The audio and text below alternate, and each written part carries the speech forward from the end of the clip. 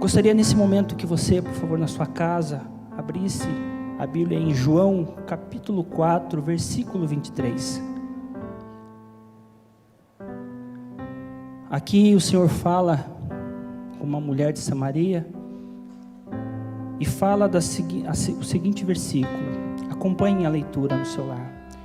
Mas vem a hora, e já chegou, em que os verdadeiros adoradores adorarão o Pai em espírito e em verdade, porque são estes que o Pai procura para seus adoradores.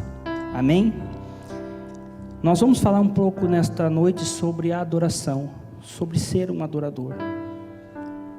E como eu sou pastor e atuo no Ministério Infantil, eu gostaria que você na sua casa, nesse momento, voltasse àquele primeiro amor quando você chegou na igreja, que você parecia uma criança e que você olhava para o Pai e tudo que o Pai fazia por você, você se encantava. Quando você vinha para a igreja e você recebia uma palavra de encorajamento, uma palavra de conforto, você voltava para sua casa impactado. Eu gostaria que você voltasse a esse tempo como criança. Só peço para você nesse momento, não ficar pulando no sofá, não ficar indo na cozinha. O tempo vai ser pequenininho, nós não vamos ser muito longo, vai ser uma palavra direcionada para você, mas eu gostaria que você parasse nesse momento e escutasse o que o Senhor tem a falar para você, como uma criança bem comportada. Amém, meus amados? Eu sei que estar em casa nos facilita a caminhar, a ficar disperso, mas vai ser bem rápido. Amém? Eu gostaria de falar para vocês que quando nós falamos em pai, a minha primeira experiência com essa palavra paternidade foi fantástica, porque eu não tive um pai presente. Meu pai foi muito bom, mas permaneceu pouco tempo comigo e o Senhor o recolheu. E eu não tive essa experiência de paternidade. Então, quando eu cheguei para a igreja, eu fui aprender um pouco de paternidade. Eu fui poder entender um pouco de quem era Deus Pai na minha vida. E eu me encantei, porque eu conheci um pai amoroso, um pai zeloso, um pai fiel, um pai que cuidava de mim, que cuidava da minha mãe, da minha irmã. Isso foi impactante na minha vida. E eu acredito que foi na sua vida. Passado alguns anos, eu e a pastora Claudinha, nós nos casamos e a gente se voluntariou a missões. E nós fomos para missões ainda noivo. Nós éramos noivos. E com 6 meses que nós estávamos em missões aqui em Sorocaba, apareceu a oportunidade de nós... em 6 meses que nós tínhamos casado e nós éramos voluntários aqui em Sorocaba, apareceu a oportunidade de nós sermos casal social e fomos para uma unidade numa cidade aqui próxima, a trabalhar com meninos, desde 7 anos até 21 anos de idade, que era o tempo em que esses meninos permaneciam na antiga FEBEM, ok? E lá nós aprendemos essa palavra pai de uma forma diferente, porque a palavra pai para esses meninos trazia um impacto muito negativo. E quando nós, num trabalho evangelístico, nós falávamos que Deus era pai, que Deus era amor, esses meninos se viravam para nós e falavam assim: como que Deus pode ser pai, e pai pode me remeter à palavra amor, pode dizer que pai é amor, se o meu pai me abandonou, se o meu pai era aquele quem era o agressor dentro do meu lar. Então era muito difícil você ministrar e dizer que pai era amor, que pai ia cuidar deles. Era aquela experiência que nós tínhamos. Então nós começamos um trabalho com eles, um trabalho de proximidade, um trabalho de conversa, de diálogo. E como eu era o pai social e a Claudinha a mãe social, então tudo que a mamãe social falava estava bom, mas tudo aquilo que o pai social falava remetia ao pai. E ali estava um conflito, estava uma briga já estabelecida, uma não aceitação daquilo que estava falando. E nós conseguimos entender que para aqueles meninos a palavra pai distanciava de Deus. Então nós começamos a fazer um trabalho de apresentar Deus para eles, de apresentar Jesus para eles. E começamos a apresentar Jesus como se fosse aquele grande amigo que estava ao seu lado. E para eles lá tinha um valor muito grande a amizade. O amigo, aquele que dormia do lado da sua cama, aquele que almoçava. E nós começamos a apresentar Jesus dessa forma para eles como seu grande amigo. E aí nós começamos a quebrar isso. Começamos a mostrar que Deus era Pai de Jesus e que o amava. E que amava também o seu grande amigo que estava ali do seu lado. E os meninos começaram a entender um pouquinho do que era pai. E como nós falamos ainda há pouco, o Senhor tem procurado pessoas que o adorem. Esse é o nosso papel todo dia, o adorar, é dizer que nós o amamos, que nós confiamos, né, que Ele é o nosso refúgio, a nossa fortaleza. E uma das pessoas na Bíblia que a gente vê realmente essa palavra de adoração e que adorava o Pai foi Jó. E eu vou falar um pouquinho sobre Jó e algumas coisas que Jó teve muito forte na sua vida e que o aproximou de Deus muito grande. E quando a gente fala em aproximação, é importante que a gente tenha esse lugar, que a gente tenha essa intimidade com o Pai. Nós temos visto falar muito nesses dias em entrar no nosso quarto, entrar no nosso secreto e termos a nossa intimidade com Deus. Mas para muitos filhos ainda grandes, talvez você entrar no quarto com seu pai seja um momento de agressão. Era aquele momento em que seu pai te chamava para o quarto para te corrigir, para te advertir, nunca para ter uma intimidade de pai e filho e amor. E com o passar do tempo nós vamos entendendo essa intimidade, esse secreto, esse ir para algum lugar e termos esse reservado com o nosso Pai. E nós começamos a entender que esse Pai que nós falamos não é um Pai que só corrige, que só nos adverte, que só nos disciplina. É um Pai que pega no colo, é um Pai que nós choramos no nosso quarto. Hoje eu cheguei do serviço por volta de 12:30, 1h, e almocei com a minha família e subi para o meu quarto, fui ter a minha intimidade com o Senhor e passei a tarde lá. Que fantástico que é. Até chegar na conclusão e do que eu ia ministrar essa noite, como o Senhor ministrou o meu coração, como eu senti a presença do Pai sobre a minha vida. Precisamos aprender a ter essa intimidade com o Pai. Precisamos aprender a exercitar essa intimidade com o Pai. Quando nós começarmos a exercitar essa intimidade, começarmos a quebrar aquelas barreiras do que é o Pai celestial, do Pai físico que nós tivemos, nós vamos começar a entender a grandeza do nosso Pai celestial. Nós vamos começar a entender o cuidado, o amor, a proteção. Aquele Deus que tem um olhar para todos os lugares. Como era o nosso Pai nos nossos primeiros passos, não eram assim? Nós íamos cair, o nosso Pai já estava ali para nos segurar.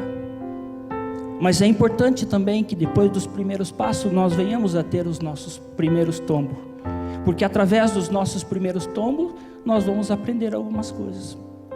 E nós vemos esse homem aqui aprendendo sobre, diante de toda aquela calamidade que ele vivia, que fala lá em Jó 42, no versículo 12 até o 17, fala toda a calamidade que ele vivia. Ele aprendeu com integridade a viver tudo aquilo que ele vivia. Ele aprendeu a não se corromper. Ele não aprendeu a não se corromper com aquilo que era oferecido para ele. E esse homem era muito bem sucedido.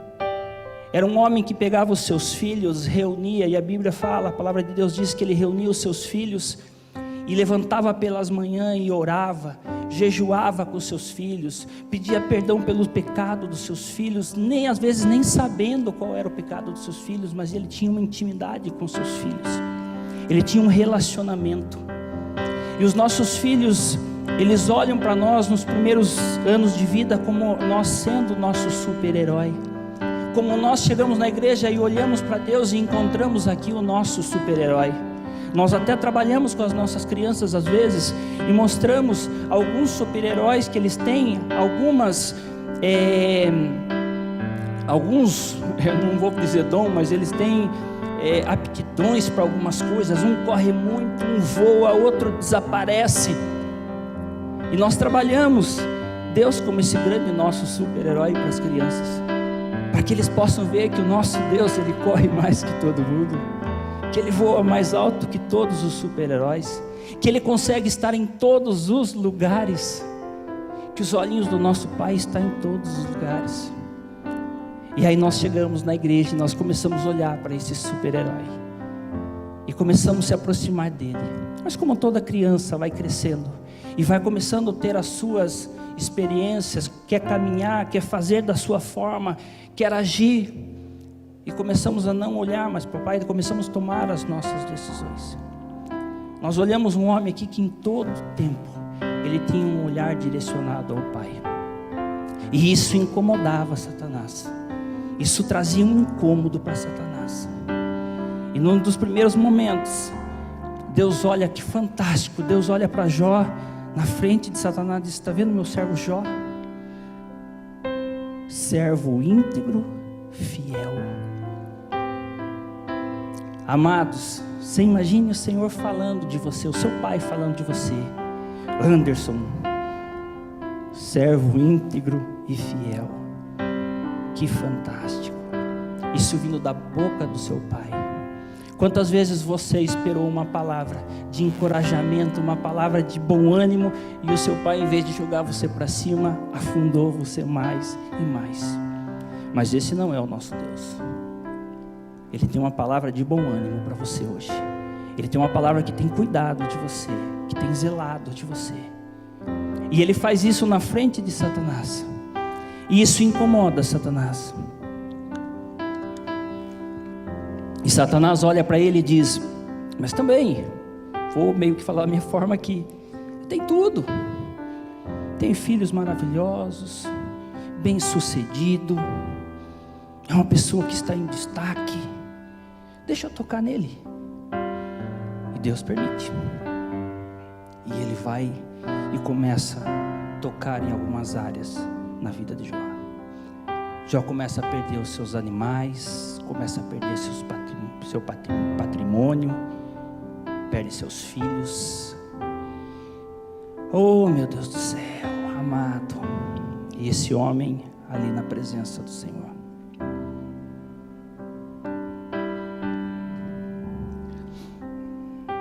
Quando Deus fala que ele era um servo reto, Ele apresenta na vida de Jó a sabedoria.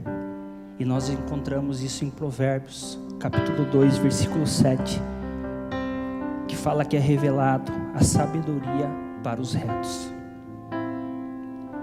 Imagine, o Senhor dizia que revelava para Jó sabedoria, porque ele era um servo reto. Retidão, que nós venhamos a ser reto em tudo que nós venhamos a fazer. Em Provérbios 10, 9 também fala da integridade. E quando nós somos íntegros, quando nós temos as nossas decisões bem firmadas e bem alicerçadas no Senhor, nós temos a segurança de que tudo que nós venhamos a fazer, nós vamos ser prósperos, nós vamos ser abençoados. Isso o Senhor não fala só para Jó, Ele deixa na sua palavra em Provérbios, e deixa para mim e deixa para você também. Quer ter segurança no Senhor? Tenha integridade, tenha relacionamento com o Pai, tenha posicionamento nas coisas que vocês vão fazer, que nós vamos fazer, eu também me incluo. E fala também em Provérbios 27, fala da justiça, fala quando ele era justo, a bênção viria para os seus filhos. Amado, você quer bênção sobre os seus filhos? Seja justo. Seja justo no seu emprego. Seja justo na sua casa. Seja justo com a sua esposa, com o seu esposo. Seja justo com os seus filhos.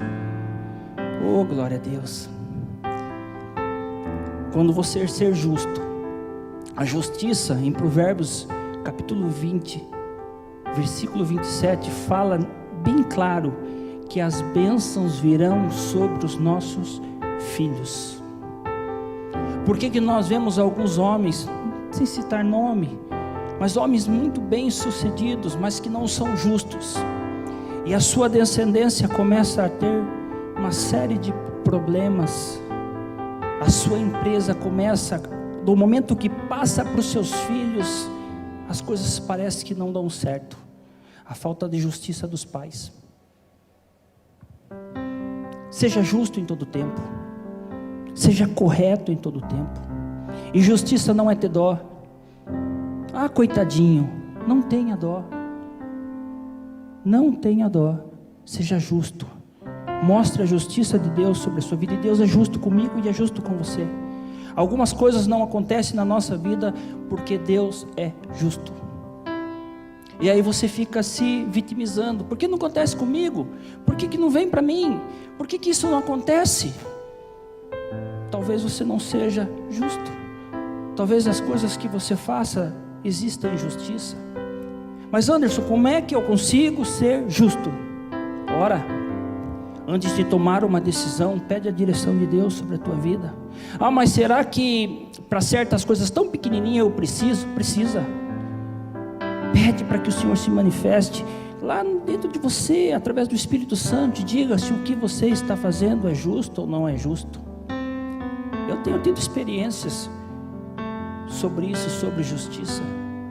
Às vezes eu quero tomar algumas decisões e eu chamo o meu filho e falo, eu vou fazer isso. E aí nós conversamos, tal, ele vira para mim, daquele jeito moleque dele, é justo fazer isso? É como se o Senhor estivesse falando comigo.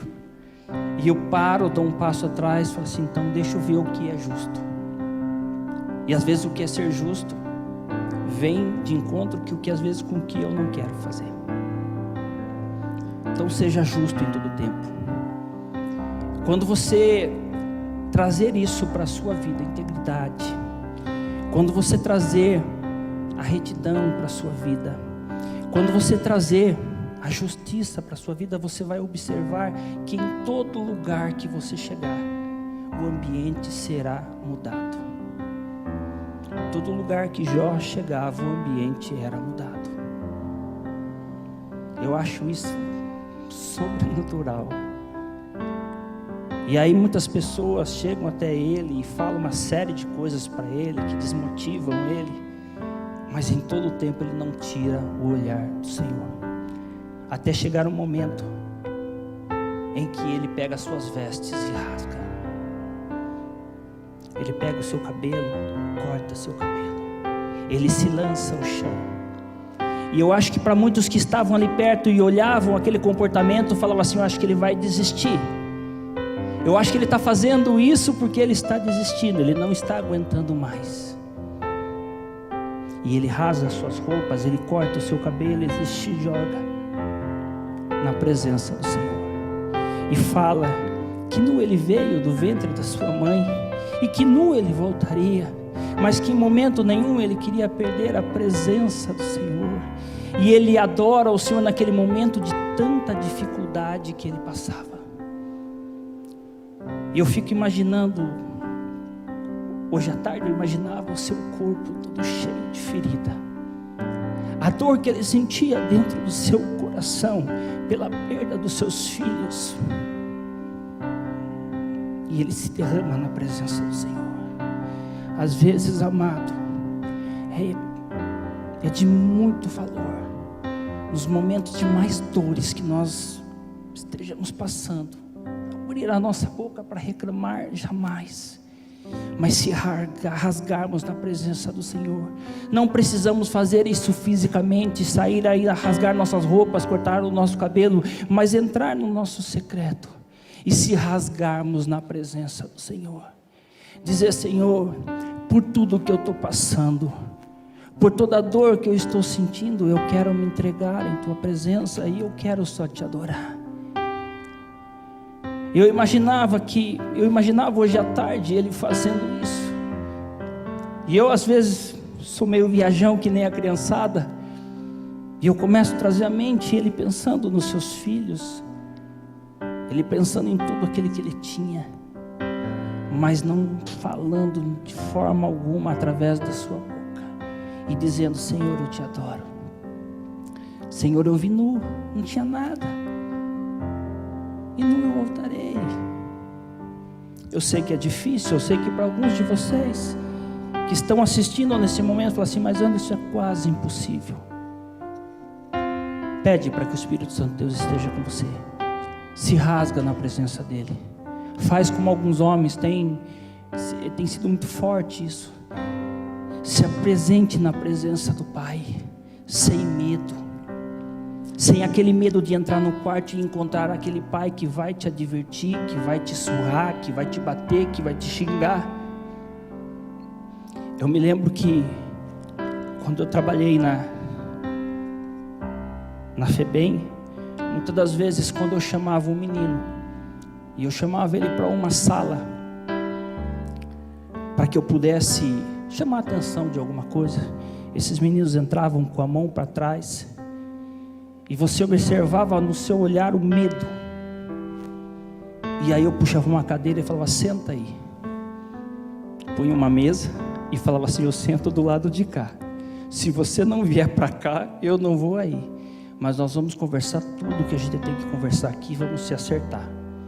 Mas também se você passar dessa mesa para cá e eu passar para aí, vai dar confusão.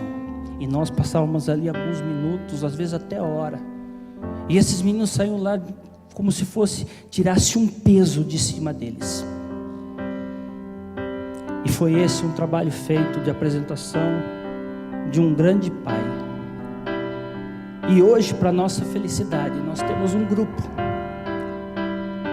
aproximadamente uns 45 meninos, dentre centenas que passaram. Nós temos evangelistas, nós temos pastores, nós temos profissionais das mais diversas áreas, nós temos médicos, nós temos advogados, e nós conversamos constantemente com eles, e todos que estão lá falam do amor de Deus que entrou na vida deles, do Deus que foi apresentado para eles. E isso nos enche assim de muita felicidade, porque nós conseguimos apresentar um pai amoroso, um pai zeloso, um pai que muda, um pai que transforma.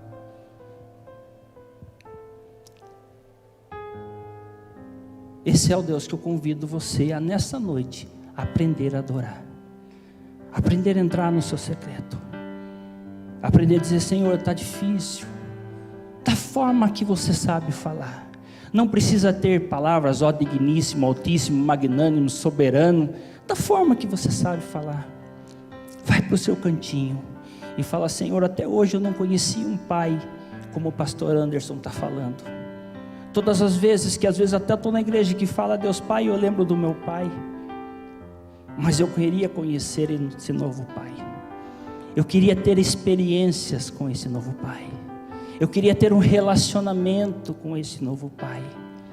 Eu queria que esse novo pai, através do Espírito Santo de Deus, entrasse na minha vida e promovesse as mudanças que precisam acontecer. Eu preciso aprender a te adorar. Às vezes eu canto, às vezes eu até vou na igreja, levanto as minhas mãos, acho tudo muito lindo, mas eu quero aprender a fazer isso de uma forma de adoração. E vocês vão observar que o verdadeiro adorador é fantástico. Quando ele começa a adorar, na grande maioria dos casos, ele esquece dele mesmo. Ele esquece dele. Ele ora por todas as pessoas. Ele lembra do vizinho, ele lembra do dono da padaria, ele lembra do irmãozinho, ele lembra. Tamanha a intimidade com o Pai, que ele às vezes esquece dele e começa a contar a história de todo mundo. Fala: Pai, cuida daquele, abençoa aquele, olha aquele lá. Gente, é fantástico. Quando você chegar nesse nível de adoração, de intimidade com o Pai, você vai ver que os 10 minutos, os 5 minutos que você tem tanta dificuldade de dobrar o seu joelho, de falar com o Pai, vai cessar. E quando você menos esperar, meia hora, 1h30. E nós temos experiências, pessoas aqui que nós podemos referenciar. Nós temos a pastora Lígia, nós temos a pastora Cláudia. Nós vemos que são pessoas que quando começam a orar, falta pique para que a gente possa as acompanhar. Tamanho é o relacionamento de intimidade. E você pode acompanhar as orações da pastora Lígia, que é uma grande amiga nossa, uma grande companheira. Raramente ela fala assim: pai, faz isso para mim. Pai, ela ora por todas as pessoas. Tamanho é o relacionamento de adoração, de relacionamento com o Pai, que ela pode apresentar às pessoas. E você vai ver isso acontecer na sua vida. Você vai ver você entrar no seu quarto para orar 5, 10, 15 minutos, e quando você menos esperar, você passou ali a tarde se derramando na presença do Senhor. Porque a mudança de pai vai acontecer na sua vida.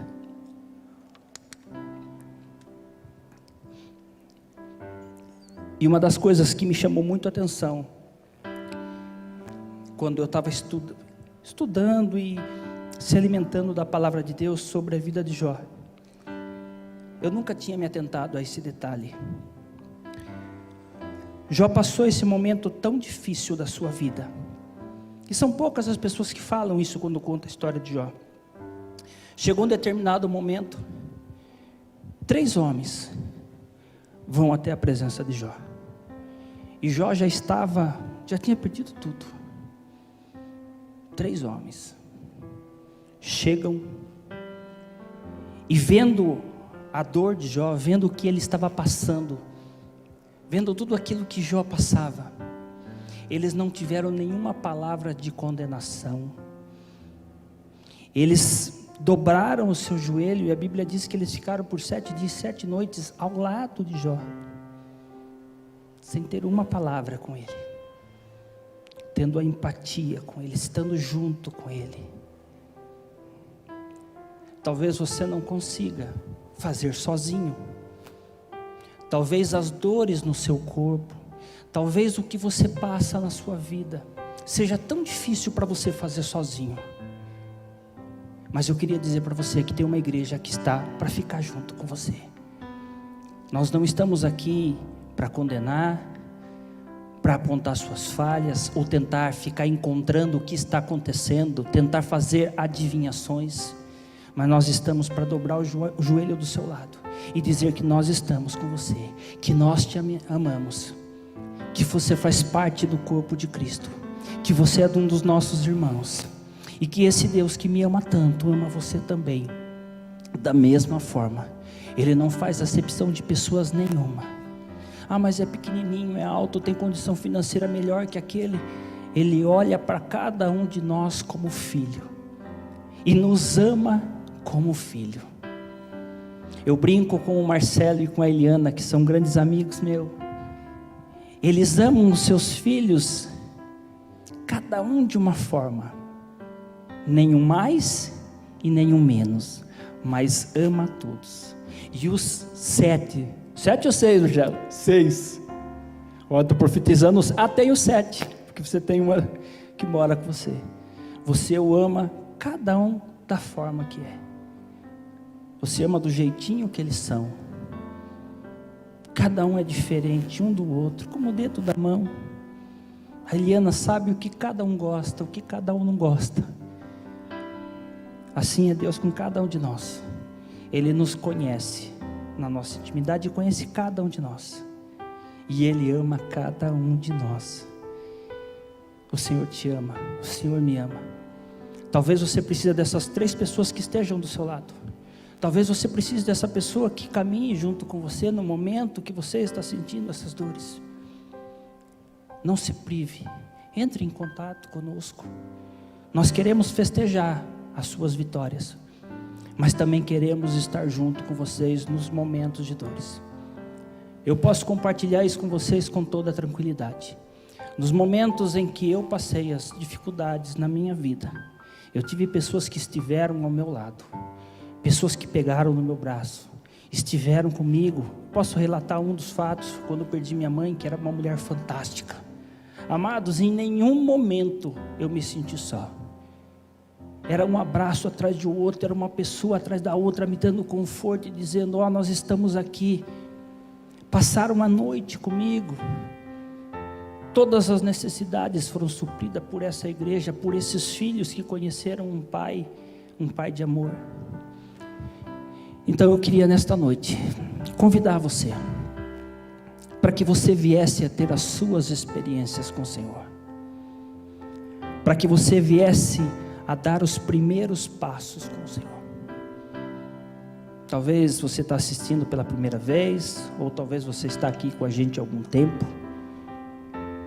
Gostaria que vocês tivessem essas experiências com o Senhor, que mesmo nos momentos mais difíceis da sua vida, o Senhor vai estar ali presente com você.